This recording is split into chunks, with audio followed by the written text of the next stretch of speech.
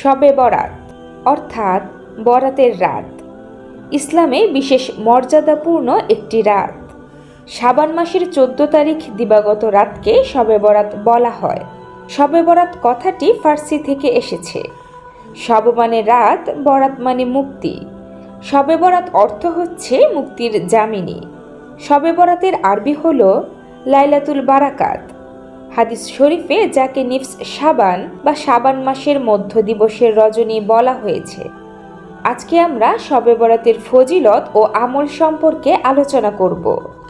শবে বরাতের ফজিলত। হযরত আয়েশা সিদ্দিকা রাদিয়াল্লাহু তাআলা আনহু বলেন, একবার রাসূলুল্লাহ সাল্লাল্লাহু আলাইহি ওয়াসাল্লাম নামাজে দাঁড়ালেন এবং এত দীর্ঘ সেজদা করলেন যে আমার মনে হলো তিনি মৃত্যুবরণ করেছেন। আমি তখন উঠে তার পায়ের বৃদ্ধাঙ্গুলি নাড়া দিলাম। তার বৃদ্ধাঙ্গুলি নড়ল। তিনি সেজদা থেকে উঠলেন এবং নামাজ শেষ করে আমাকে লক্ষ্য করে বললেন, হে আয়েশা, তোমার কি আশঙ্কা হয়েছে? আমি উত্তরে বললাম, ইয়া রাসূলুল্লাহ সাল্লাল্লাহু আলাইহি ওয়াসাল্লাম, আপনার দীর্ঘ সেজদা দেখে আমার আশঙ্কা হয়েছিল আপনি মৃত্যুবরণ করেছেন কিনা। রাসূলুল্লাহ সাল্লাল্লাহু আলাইহি ওয়াসাল্লাম বললেন, তুমি কি জানো এটা কোন রাত? আমি বললাম, আল্লাহ ও আল্লাহর রাসূলই তা ভালো জানেন। তখন নবীজি সাল্লাল্লাহু আলাইহি ওয়াসাল্লাম বললেন, এটা হলো অর্ধ শাবানের রাত। এই রাতে আল্লাহ তাআলা তার বান্দাদের প্রতি মনোযোগ দেন, ক্ষমা প্রার্থনাকারীদের ক্ষমা করে দেন, অনুগ্রহ প্রার্থীদের অনুগ্রহ করেন, আর বিদ্বেষ পোষণকারীদের তাদের অবস্থাতেই ছেড়ে দেন।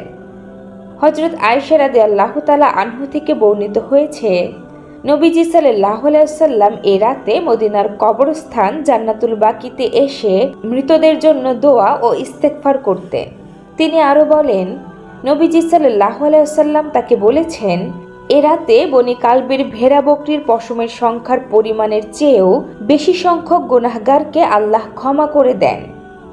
শবে বরাতের নফল নামাজ ও ইবাদত।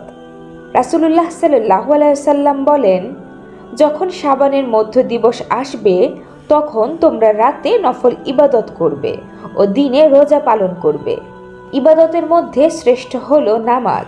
সুতরাং নফল ইবাদতের মধ্যে শ্রেষ্ঠ হলো নফল নামাজ।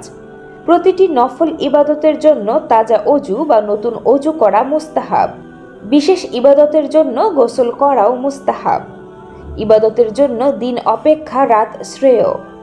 হযরত আলী রাদিয়াল্লাহু তাআলা আনহু থেকে বর্ণিত, নবী করিম সাল্লাল্লাহু আলাইহি ওয়াসাল্লাম বলেছেন, 14 শাবান দিবাগত রাত যখন আসে তখন তোমরা এই রাতটি ইবাদত বন্দিগিতে কাটাও এবং দিনের বেলায় রোজা রাখো।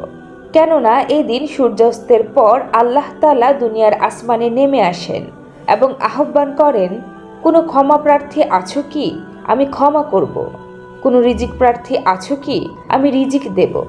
আছো কি কোনো বিপদগ্রস্ত? আমি উদ্ধার করব। এভাবে ভোর পর্যন্ত আল্লাহ তাআলা মানুষের বিভিন্ন প্রয়োজনের কথা উল্লেখ করে আহ্বান করতে থাকেন। মধ্য শাবানের নফল রোজা। রাসূলুল্লাহ সাল্লাল্লাহু আলাইহি ওয়াসাল্লাম বলেন, যখন শাবানের মধ্য দিবস আসে তখন তোমরা নফল ইবাদত করো ও দিনে রোজা পালন করো। এছাড়া প্রতি মাসের 13, 14 ও 15 তারিখ আইয়ামে বীজের নফল রোজা তো রয়েছেই, যা আদি পিতা হযরত আদম আলাইহিস সালাম পালন করেছিলেন এবং আমাদের প্রিয় নবী সাল্লাল্লাহু আলাইহি সাল্লামও পালন করতেন, যা মূলত সুন্নত। সুতরাং 3টি রোজা রাখলেও শবে বরাতের রোজা এর অন্তর্ভুক্ত হয়ে যাবে। বিখ্যাত মুহাদ্দিস ফাকিহ হাফিজ ইবনে রজব রাদিয়াল্লাহু তাআলা আনহু বলেন, এই দিনের রোজা আইয়ামে বীজ অর্থাৎ চান্দ্র মাসের 13, 14 ও 15 তারিখের রোজার অন্তর্ভুক্ত। রাসূলুল্লাহ সাল্লাল্লাহু আলাইহি ওয়াসাল্লাম রমজান মাসের পর রজব ও শাবান মাসে বেশি বেশি নফল নামাজ ও রোজা পালন করতেন। শাবান মাসে কখনো 10টি, কখনো 15টি, কখনো 20টি নফল রোজা, কখনো আরও বেশি রাখতেন। এমনকি উম্মুহাতুল মুমিনিন বা মুমিন মাতাগণ বর্ণনা করেছেন, রাসূলুল্লাহ সাল্লাল্লাহু আলাইহি ওয়াসাল্লাম এভাবে নফল রোজা রাখা শুরু করতেন, মনে হতো তিনি আর কখনো রোজা ছাড়বেন না।